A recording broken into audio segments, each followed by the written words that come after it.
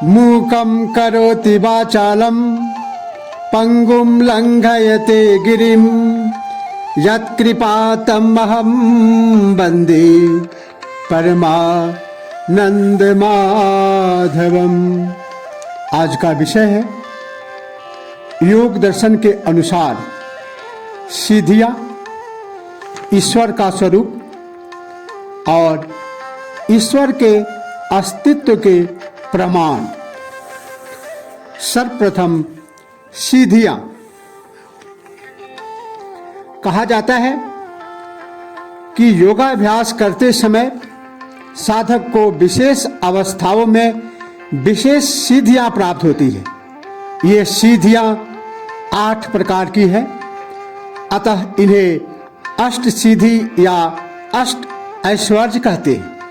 ये हैं अणिमा, अर्थात योगी चाहे तो अणु के समान छोटा या अदृश्य बन सकता है। लधिमा, अर्थात योगी चाहे तो रुई से भी हल्का होकर उड़ सकता है। महिमा, अर्थात योगी चाहे तो पहाड़ के समान बड़ा बन सकता है। प्राप्ति, योगी चाहे तो कहीं से कोई वस्तु मांग सकता है, ले सकता है। प्राकाम्य, योगी की इच्छा शक्ति बाधा रहित हो जाती है। वशीत्व, योगी सब जीवों को वशीभूत कर सकता है। ईशित्व, वह सब भौतिक पदार्थों पर अधिकार जमा सकता है। यत्र कामा वशायित्व, योगी का जो भी संकल्प होता है उसकी सिद्धि हो जाती है। परंतु योग दर्शन का कड़ा आदेश है कि साधक इन ऐश्वर्यों के लोभ से योग साधन में प्रवृत्त नहीं हो। योग का लक्ष्य है मुक्ति की प्राप्ति। साधक को भौतिक ऐश्वर्यों की चकाचौंध में नहीं पड़ना चाहिए, नहीं तो वह पथ भ्रष्ट हो जाता है। योगी को चाहिए कि वह सिद्धियों के ओर से मुंह फेर ले, सिद्धियों के फेरे में नहीं पड़कर आगे बढ़ता जाए और अंतिम लक्ष्य आत्मदर्शन पर पहुंच जाए। ईश्वर का स्वरूप, योग के अनुसार ईश्वर परम पुरुष है जो सभी जीवों से ऊपर और सभी दोषों से रहित है। वह नित्य, सर्वव्यापी, सर्वज्ञ, सर्वशक्तिमान पूर्ण परमात्मा है। संसार के सभी जीव अविद्या, अहंकार, वासना, राग, द्वेष और अभिनिवेश आदि के कारण दुख पाते हैं। भांति भांति के कर्म, सुकर्म, कुकर्म और विकर्म करते हैं और उनके विपाक या फलस्वरूप सुख दुख भोग करते हैं। वे पूर्व जन्म के निहित संस्कार आशय से भी प्रभावित होते हैं। दुखों से मुक्ति या कैवल्य प्राप्त करने पर मुक्त आत्मा के विषय में यह नहीं कहा जा सकता कि वह सर्वदा से मुक्त था। केवल ईश्वर को ही नित्य मुक्त कहा जा सकता है। वह सर्व बंधन रहित और सर्व शक्ति रहित है। वह क्लेश, कर्म, विपाक, आशय इन सबों से अपरामृष्ट, अप्रभावित रहता है। अपरामृष्ट का अर्थ होता है अप्रभावित। वह सदा एक रस और निर्विकार है। कर्म और उनके फल इसे नहीं व्याप्त करते। वह पूर्ण, अनंत और अद्वितीय है। उसके समान दूसरा कोई नहीं है। वह पूर्ण ज्ञान का भंडार है और इच्छा मात्र से समस्त जगत का परिचालन कर सकता है। वह अनंत शक्ति और ज्ञान से युक्त सकल विश्व का नियंता है। वह केवल सदिच्छाओं से पूर्ण है। इन्हीं कारणों से परमात्मा जीवात्माओं से भिन्न है और इसीलिए उसके विषय में शास्त्रों का वचन है, क्षण मात्रे न जानाति विधाता किम करिष्यति। वह सर्वशक्तिमान है, सर्वनियंता है, सर्वद्रष्टा है।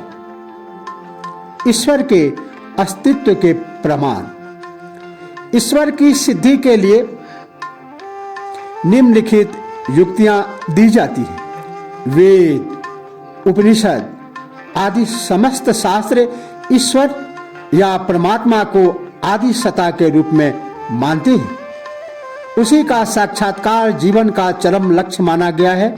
अतएव ईश्वर का अस्तित्व शास्त्र सम्मत होने के कारण सिद्ध है। जिस वस्तु की न्यूनाधिक मात्रा रहती है उसकी एक अल्पतम और अधिकतम सीमा भी रहनी चाहिए।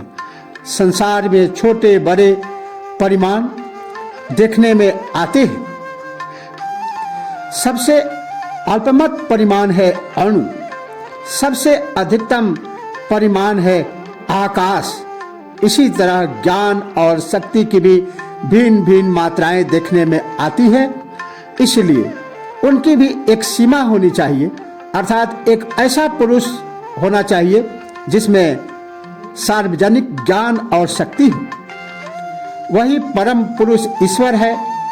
ईश्वर के समान ज्ञान और शक्ति वाला दूसरा पुरुष नहीं हो सकता, क्योंकि वैसी अवस्था में उन दोनों में संघर्ष हो जाता और फलस्वरूप जगत में अव्यवस्था हो जाती।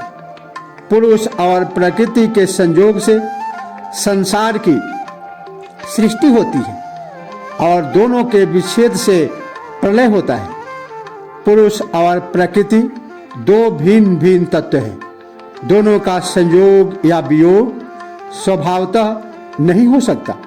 उसके लिए एक ऐसा निमित्त कारण मानना पड़ेगा जो अनंत बुद्धिमान हो और जीवों के अदृष्टानुसार प्रकृति के पुरुष का संयोग या वियोग कराए।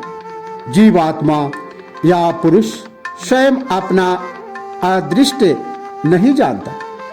इसीलिए एक ऐसे सर्वज्ञ परमात्मा को मानना आवश्यक है जो जीवों के अदृष्टानुसार संसार की रचना या संहार कर पुरुष या प्रकृति का संयोग या वियोग कराता रहे। यही ईश्वर है।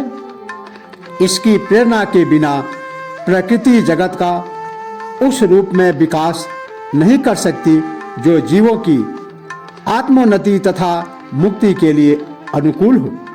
पतंजलि का कहना है कि ईश्वर प्रणिधान भी समाधि का एक साधन है जिसके द्वारा मुक्ति मिल सकती है।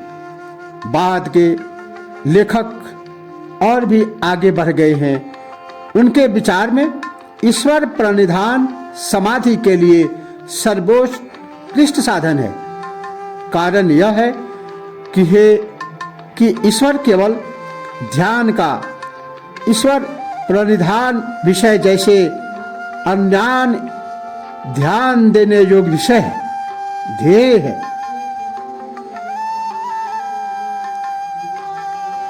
प्रत्युत वह महाप्रभु है जो अपनी कृपा से उपासकों के पास